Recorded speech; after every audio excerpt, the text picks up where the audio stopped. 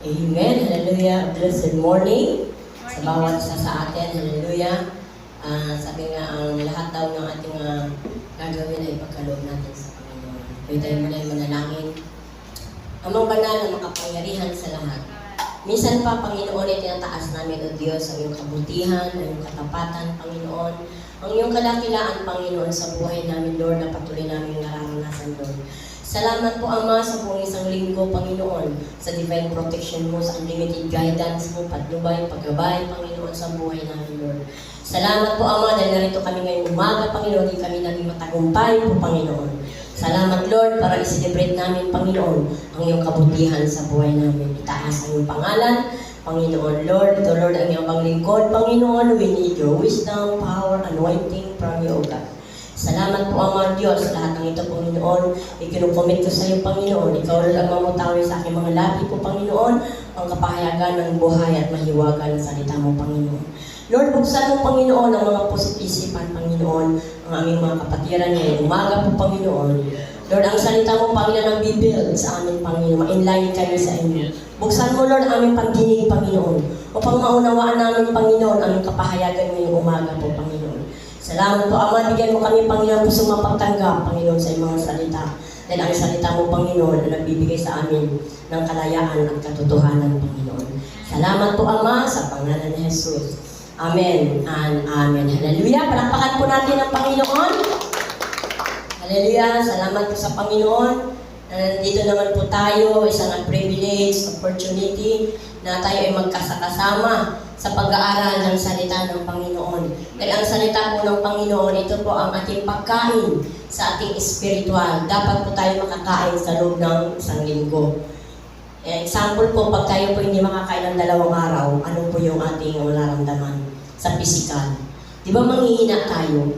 Manghihina tayo ang ating pisikal na katawan.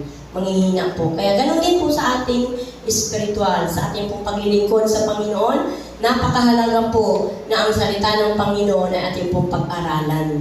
Ito po ay ang pinakamahalaga sa buhay natin dahil ito po ang nagbibigay sa atin ng kalakasan.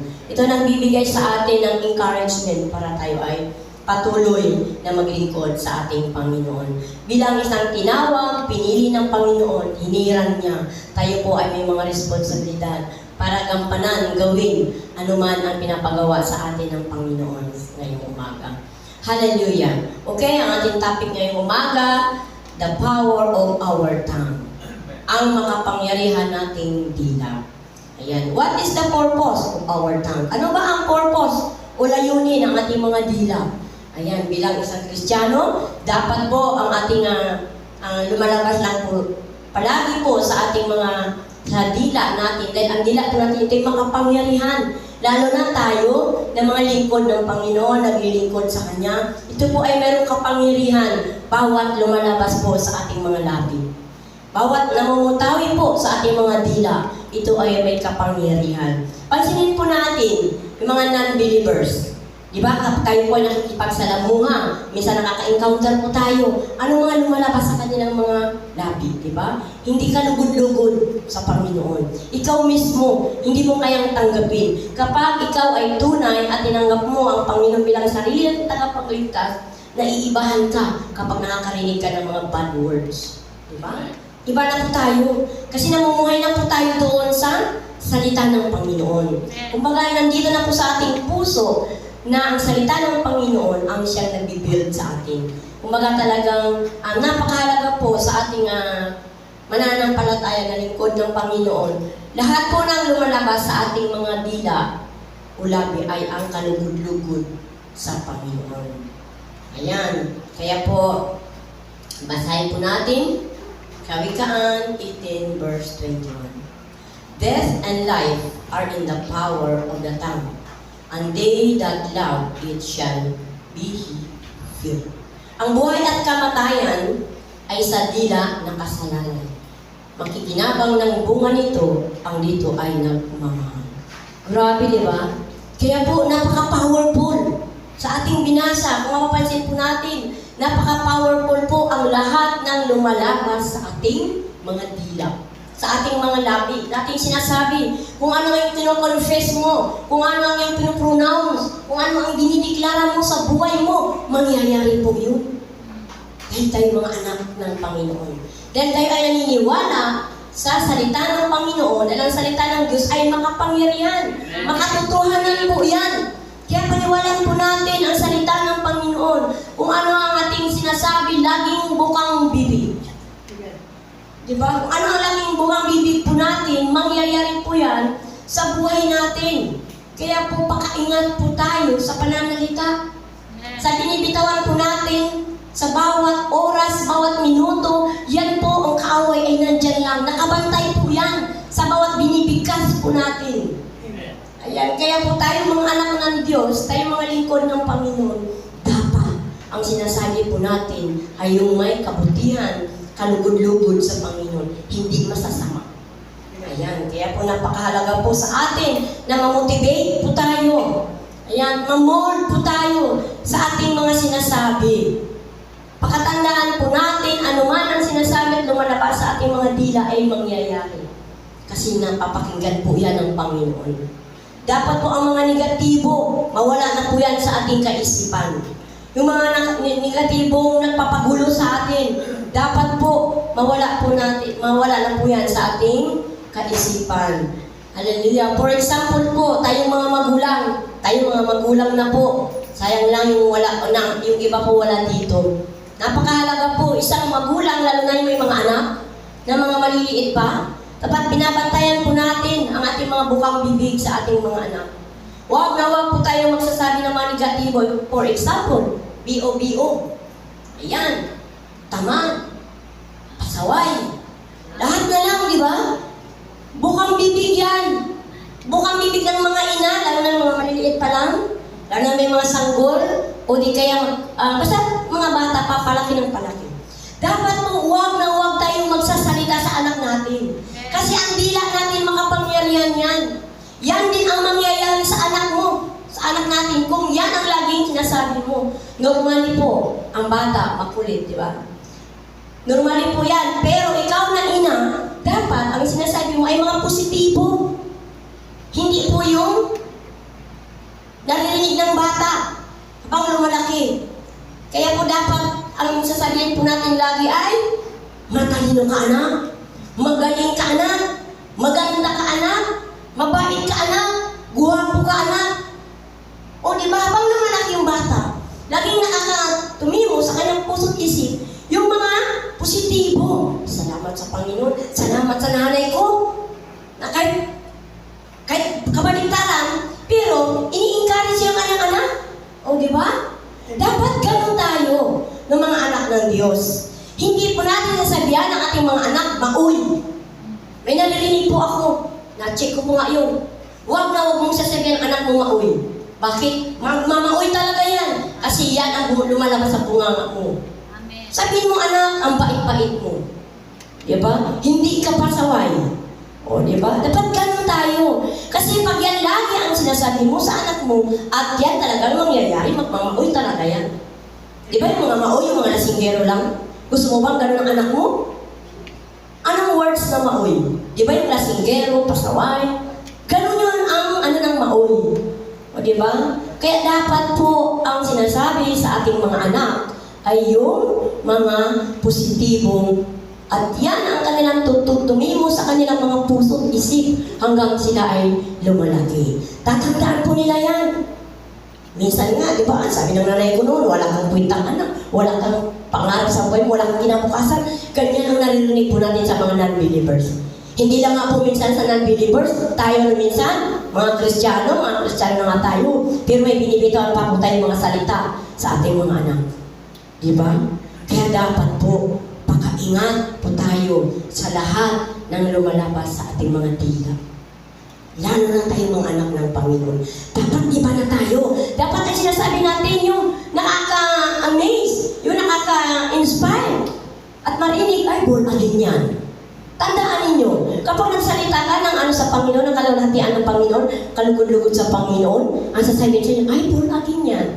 O, di ba? Kasi walang naririnig sa mga buka na kanilang mga labi na mga hindi karapat-dapat sa Panginoon. Lalo na sa atin, mga asawa. Lagi yung sasabihin, ang gwapo mo, ang pogi mo, ang ganda mo, ang sexy mo. Dapat gano'n tayo. Laging good vibes sa tahanan. O di ba, walang away. O di ba? Dapat gano'n tayo ng mga asawa. Pakamahalin natin ang ating mga asawa. Tulungan natin sila. O di ba? Huwag na natin, kahit medyo, kahit kabaligtaran, positibo pa rin. Ang sasabihin natin lagi, ang gwapo-gwapo talaga ng asawa ko, parang si Pio Pascual. O, di ba? Ang ganda-ganda ng asawa, parang si Alice Dixon. Wow, aking paborito yan. Si Alice Dixon po talagang, ano ko yan? Idol. Ayan, napakaganda, tulad ko. Jokes.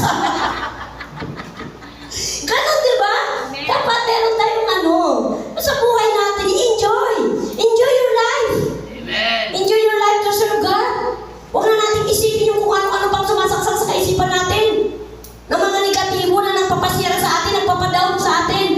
Dapat yung laging sa puso natin yung mga kalugod-lugod para sa Panginoon. Yung ikasasaya ng buhay, yung ikasasaya ng pamilya, sa mga anak. Dapat nagpapanding tayong mga pamilya. Di ba? Kumbaga, ang buhay po natin, hindi natin alam.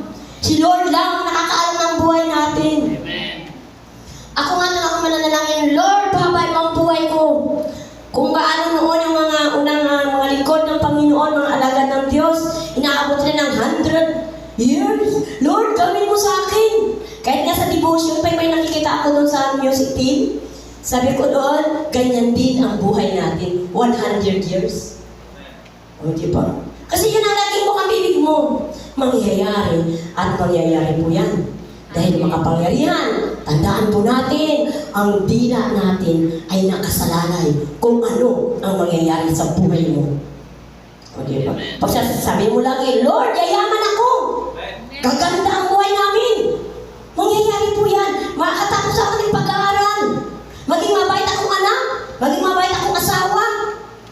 Ayan. Mangyayari po yan. Kahit sabihin na nila, ganyan na siguro. Itanggapin natin. Talagang yun ang gusto natin sa buhay natin, di ba? O, ganun man. Alam mo tayo mga lingkod ng Panginoon, ang dami nakatingin sa atin. 24/7 ang kanilang mga mata. Sa bawat galaw, sa bawat pananalita, pinapantayan nila yan. Bakit? Kasi hindi sila nakakilala sa Panginoon. Gusto kong i-down. Gusto kong i-discourage. Disappoint. Pero tayo mga anak ng Panginoon, tuwang-tuwa pa tayo. Bakit? Kasi ayaw natin ang buhay na gano'n. Dahil ang gusto natin, buhay na may kapayapaan, buhay na kasiyasiya, at buhay na may kagalakan mula sa ating Panginoon. Palakpakan natin ang Diyos. Hallelujah. Ganon. Sabi ko, Lord, salamat. Sinecheck mo kami. Sinecheck mo ako, Lord. Kahit ako, tinatamaan ka agad dito. Di ba? Hindi lang kayo, ako. Kami mismo na nag-aral.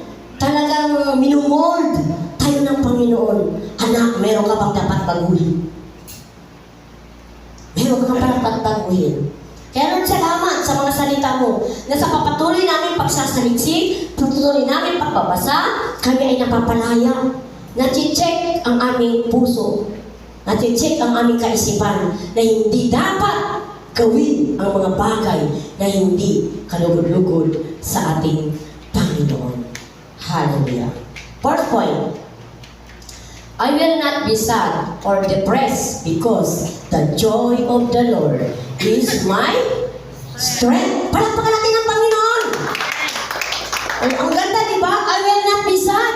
Huwag kang malungkot o mabalisa. Dahil because the joy of the Lord is my strength. Ang kalakasan ng Panginoon ay nagmumula sa Kanya at ipagkakaloob sa iyo ng Diyos. Walang puwang sa buhay natin ang kalungkutan, ang kabalisahan, ang walang kapayapaan kapag ikaw ay nakakonek, naka-align sa Panginoon pala. Kapag babad ka sa salita ng Panginoon, walang puwang po yan. Ang mga salita na yan, I will not be sad or depressed. Hindi ka mali-depressed dahil sa pagbabasa mo pa lang ng salita ng Panginoon, na-inspired ka na, lumalakas ka na, sa pagbabad natin sa pagbabasa ng salita ng Panginoon. Mawawala po ang lahat ng yan, mga kapatid. Maging positive lagi ang ating kaisipan. Positive lagi. Dahil sabi ni Prophet Nehemiah, ang kagalagang sa Nehemiah 8 verse 10, ang kagalagang dulot ni Yahweh ay magpapalakas sa inyo, sa akin, sa ating lahat. Yan ang dulot ng Panginoon sa atin. Kaya walang buwang sa atin tayo manghihina, manlulupay-pay, dahil anak ka ng Panginoon. Lingkod ka ng Panginoon, hinirang ka ng Panginoon, pinili ka ng Panginoon na maglingkod sa Kanya. Walang buwang po ang kabalisahan.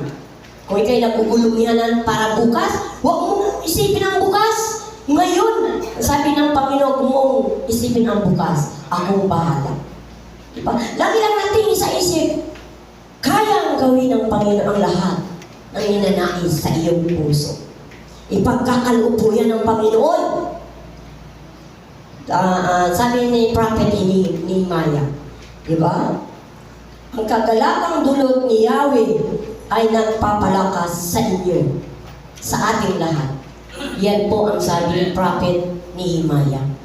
Kumbaga talagang nandoon ang kanyang pananampalataya sa Panginoon na kailanman hindi siya manghihina, manlulupay-pay. Dahil siya ay anak ng Panginoon. Hallelujah. Lagi po nating sasambitin palagi yung positibo na nagmumula sa ating Panginoon. Yung kaisipang makalangit, hindi kaisipang makamundo. Dahil hindi tayo, wala na tayo sa mundo. Mundo na mga hindi nakakilala sa Panginoon. Iba na tayo. Iba na po tayo. Panindigan po natin, huwag tayong mahiya na kahit sabihin sa kung ano, huwag kang mahiya. Manindigan ka sa pagka-Kristiyano mo. Gawin mo kung ano ang pinapagawa sa iyo ng Panginoon. Sundin po natin kung ano ang sinasabi ng Panginoon. Kung ano ang kapahayagan ng Panginoon. Hallelujah.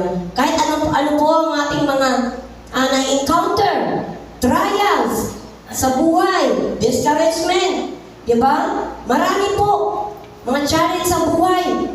Huwag po tayong manghihina. Dahil pakatandaan po natin, ang dulot ng Yahweh ay kagalakan mula sa ating Panginoon. Hallelujah. Patuloy lang po tayo namnamin yung kadakilaan ng Panginoon sa buhay natin. Huwag po natin titignan ang makakapanghina sa atin, kundi ang tignan po natin ang kalakasan ng Panginoon na ipagkakaloob ng Diyos sa buhay natin. Lagi po natin ideklara sa buhay natin, ituon, ipokus, ilaan ang ating paglilingkod sa Panginoon. Ideklara mo sa Panginoon, Lord, someday, mga kabataan, makakatapos ako sa pag-aaral sa tulong mo. Amen. Hindi sa tulong ng lakas natin, sa tulong ng Panginoon. Then ang lahat ay nagbumula sa ating Panginoon. Tandaan po natin, wala tayong may pagyayabang sa Panginoon. Kung ano ang narating mo, kung ano ang tagumpay mo ngayon, nagmula yan sa Panginoon, sa lakas na ipinagkaloob sa iyo ng Panginoon. Dapat po positibo, the way according the will of God. Lagi po nating sundin ang kalooban ng Panginoon. First priority, God. Put God first in your heart, in your mind, in your soul. Lagi na po tayong pakatandaan. Uunahin palagi natin ang Panginoon sa buhay natin. Para tayo po ay maging matagumpay. Second point. I can do all things through Christ for me strength.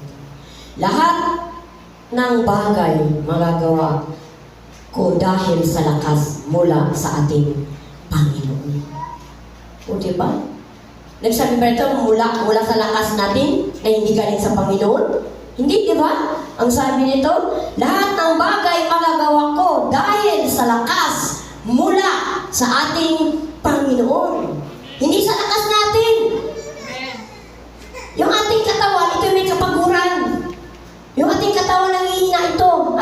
pisikal. Pero kapag ang Panginoon ang nagbigay sa iyo ng lakas, hindi ka manghihina. Dahil ang Diyos ay nagbibigay sa atin ng lakas ay Diyos na makapangyarihan. Diba? Palakpakan natin ang Panginoon.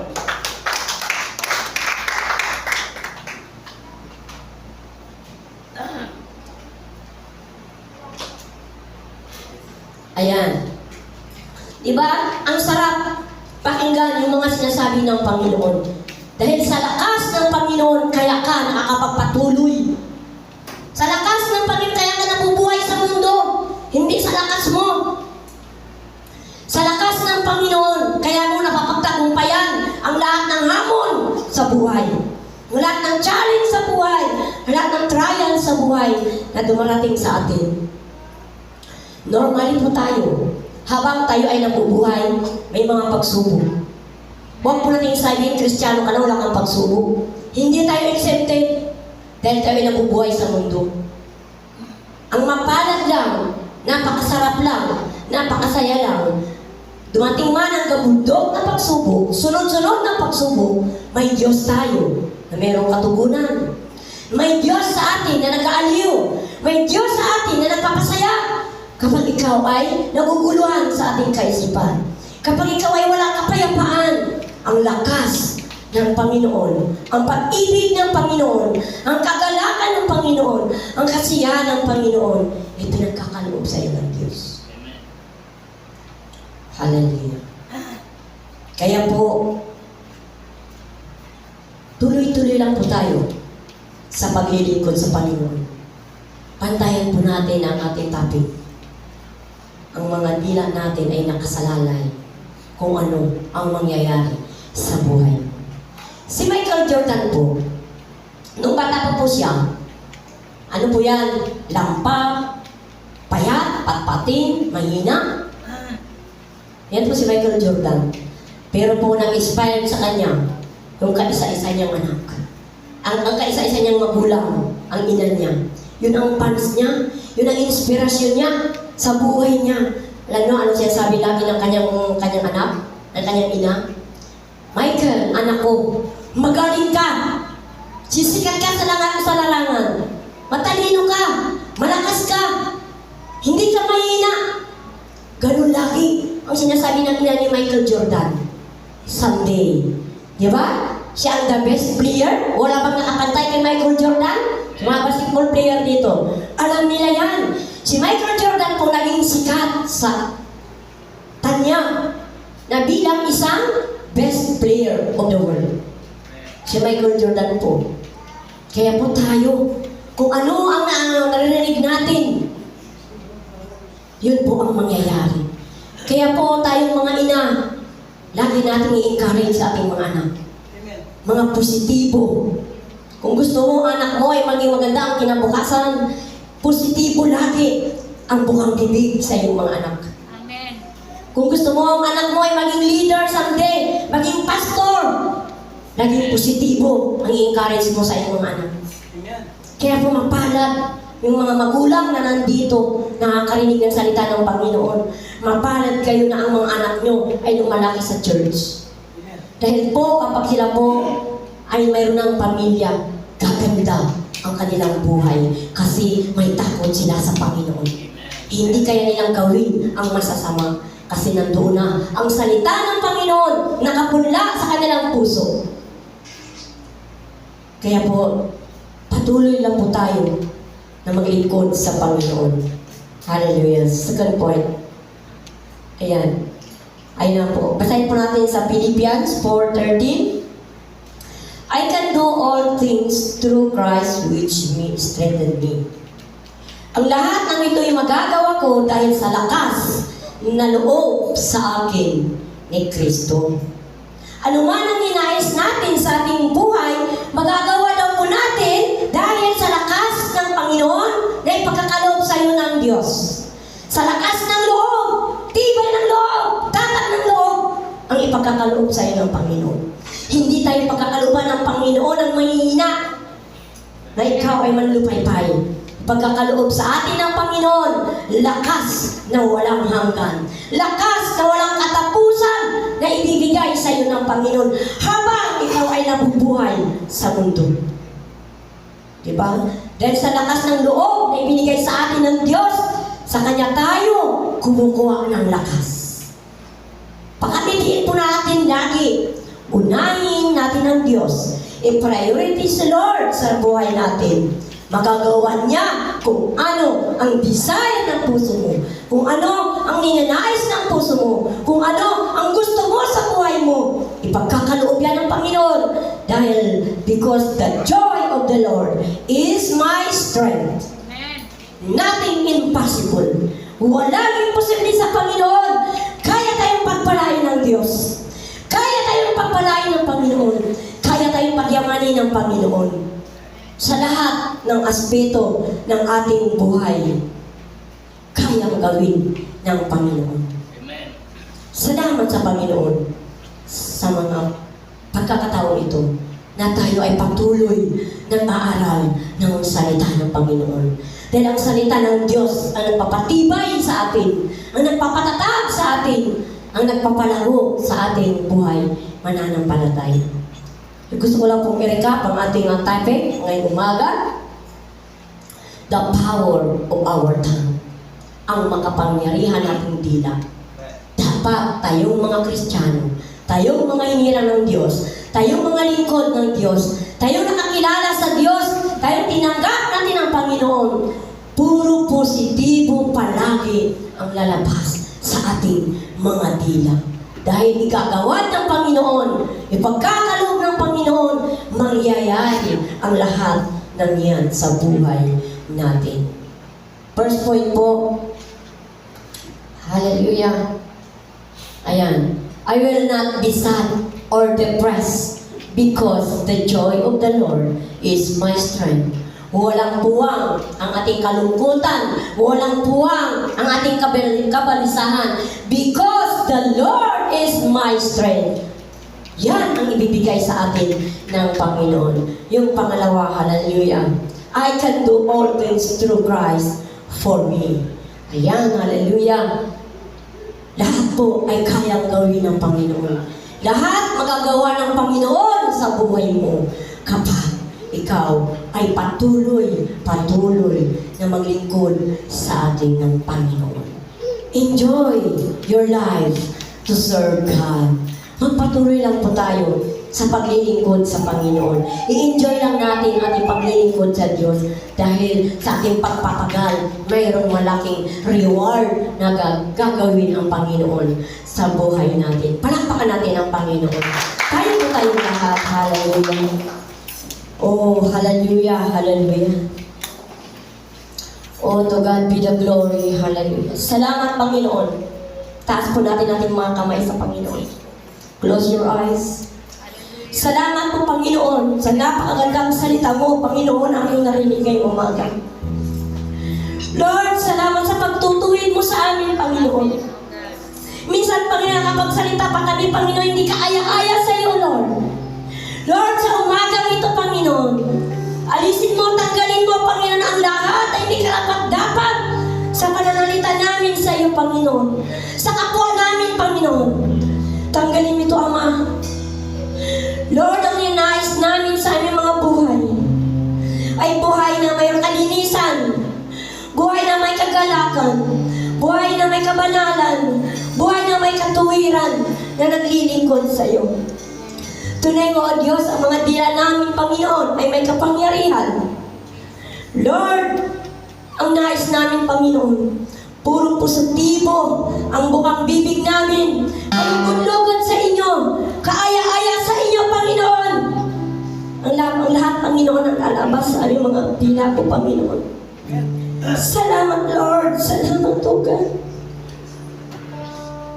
Lord, this morning, O God, I pray my congregation, Panginoon. Enlarge my territory. Enlarge our wealth. Enlarge all business. Enlarge, obey God. Hallelujah. We declare right now, Panginoon, victorious life, Panginoon. Prosperous life, Panginoon. Happiness life,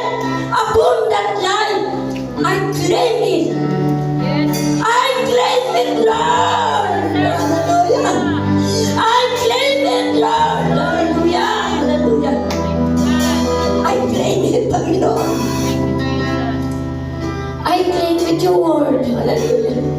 Yan ang mag-manifest sa buhay namin, sa puso namin, Panginoon, na kami kalugod-lugod, Panginoon. Mag-manifest, Panginoon, ang lahat. Victorious life, prosperous life, happiness life, abundant life, overflowing blessing upon this family. Oh, hallelujah, hallelujah, hallelujah. Thank you, Lord. I claim it. I claim it. Sabi natin sa Panginoon, I claim it. I claim it. Magdeklara ka. Magdeklara ka sa Panginoon. Kung ano ang gusto mo sa buhay mo. Hallelujah. I claim it. I claim it. Oh, hallelujah. Hallelujah. Hallelujah. Salamat, Panginoon. Salamat po, Diyos, sa napaka-powerful na salita mo ngayong umaga. Salamat po, Ama. In Jesus' name. Amen. And Amen. Hallelujah.